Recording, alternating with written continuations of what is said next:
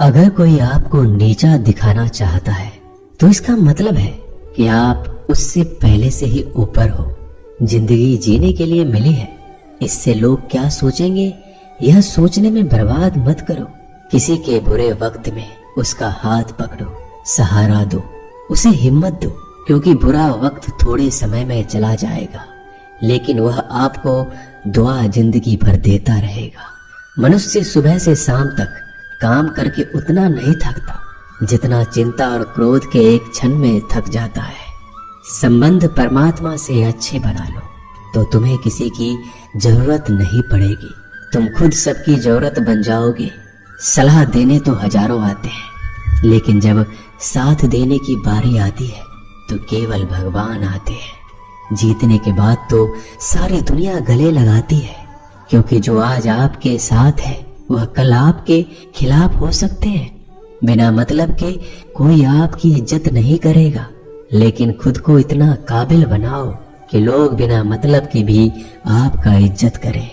भगवान कहते हैं सोने से पहले तुम सबको माफ कर दिया करो और तुम्हारे जागने से पहले मैं तुम्हें माफ कर दूंगा।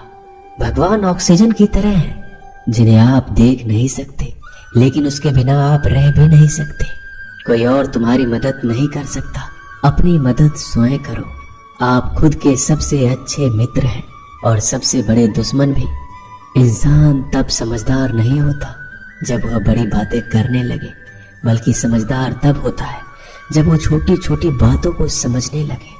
आप किस समय सही थे इसे कोई याद नहीं रखता, लेकिन आप किस समय गलत थे ये सब याद रखते हैं।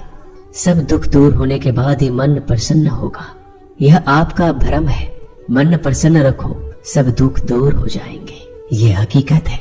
किसी भी व्यक्ति की कोई भी बात बुरी लगे तो दो तरह से सोचो। यदि व्यक्ति महत्वपूर्ण है तो भूल जाओ, और बात महत्वपूर्ण है तो व्यक्ति को भूल जाओ। रिश्तों का संबंध सिर्फ रक्त से नहीं होता, जो मुसीबत में हाथ थाम ले उससे बड़ा कोई रिश्ता नहीं होता। भगवान कहते हैं तुम सब कुछ मुझे सौंप दो, सारा दर्द परेशानी, और बिल्कुल हल्के होकर मुझे याद करो। धीरे धीरे तुम्हारा जीवन बदल जाएगा। हर रोज रात को सोने से पहले भगवान को अपनी पूरी दिनचर्या बता के सोएं। अगर आपके द्वारा किसी का दिल दुखा है तो मन ही मन उससे माफी मांगे। अगर आपका किसी ने दिल दुखाया है तो उसे माफ करके सारी चिंताएं भगवान को सौंप कर सो जाए। यकीन मानिए इससे आपकी जिंदगी खुशनुमा बन जाएगी। क्रोध बोला हुआ एक शब्द इतना जहरीला हो सकता है कि आपकी हजार प्यारी बातों को एक मिनट में नष्ट कर सकता है। सबको हंसाना लेकिन किसी पर भी हंसना मत। सबके दुख बांटना लेकिन किसी को दुखी मत करना। सबकी राह में दीप जलाना लेकिन किसी का दिल जलाना मत। यही जीवन की रीत है, जैसा बोओगे वैसा ही पाओगे। दुआएं और प्रार्थनाएं असंभव को भी संभव बना देती है। ईश्वर को ना हमारे तन की जरूरत है ना धन की, उसको तो बस पवित्र मन की जरूरत है। इसलिए वो हमें कुछ भी छोड़ने के लिए नहीं कहता, बस कहता है बच्चे मन से विकार छोड़ो, गंदे विचार छोड़ो। जो आने वाला है वो हमेशा गुजरे हुए कल से बेहतर होगा। यही एक सोच आपके जीवन में कभी निराशा नहीं होने देगी।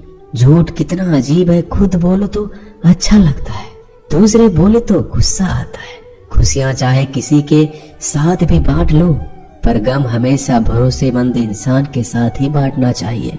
जीवन में समय चाहे जैसा हो, परिवार के साथ रहो तो सुख बढ़ जाता है, दुख हो तो बढ़ जाता है।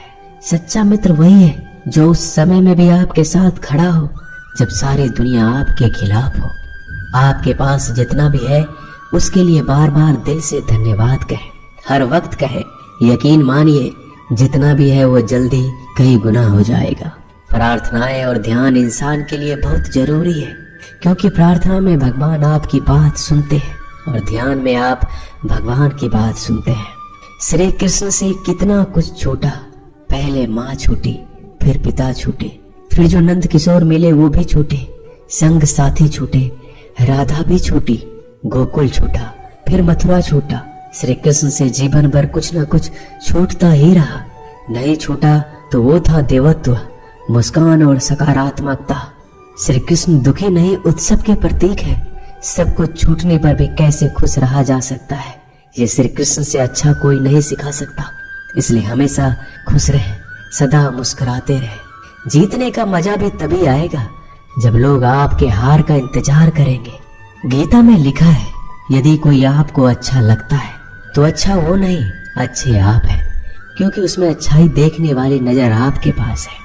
अपनी पीड़ा के लिए संसार को दोष मत दो, अपने मन को समझाओ। तुम्हारे मन का परिवर्तन ही तुम्हारे दुखों का अंत है।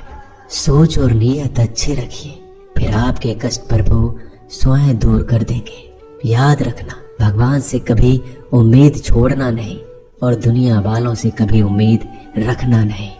सुख दुख एक सिक्के के दो पहलू है।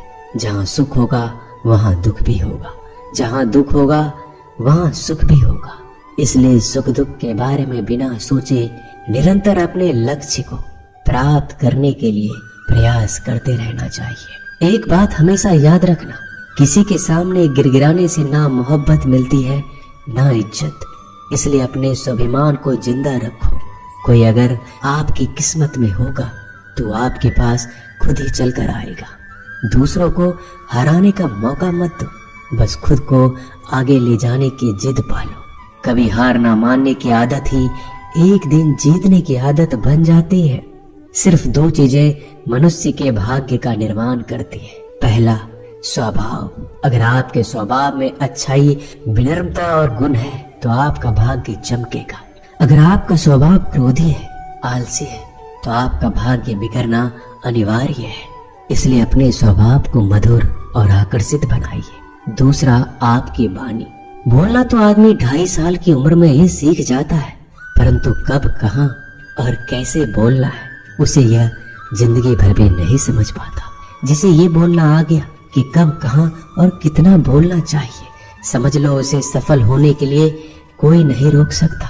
पिता से बड़ा कोई सलाहकार नहीं, माँ की छांव से बड़ी कोई दुनिया नहीं, भाई से अच्छा कोई भागीदार नहीं और बहन से बड़ा कोई शुभ चिंतक नहीं। इस मतलबी दुनिया से कोई मतलब ना रखो, और मतलब रखना है तो अपने मतलब से मतलब रखो। दुआएं मांगने से किसका भला होता है, मिलता तो वही है जो हमने बोया होता है। तुम नीचे गिर के देखो, कोई नहीं आएगा उठाने। तुम जड़ा उड़कर तो देखो, सब आएंगे गिराने। एक बात हमेशा याद रखना, अगर शराब की दुकान पर बैठकर दूध पियोगे तो तुम्हें शराबी का ही दर्जा मिलेगा, और किसी मंदिर में बैठ के पानी भी पियोगे तो तुम्हें एक संत का दर्जा दिया जाएगा। इसलिए आप किसके साथ उठते बैठते हो, ये बहुत मायने रखता है। दोस्तों, आशा करता हूँ कि आपने इस वीडियो से बहुत सारी सीख ली होगी। मिलते हैं जल्दी एक नए ज्ञानवर्धक वीडियो में। धन्यवाद। अपना ख्याल रखिएगा।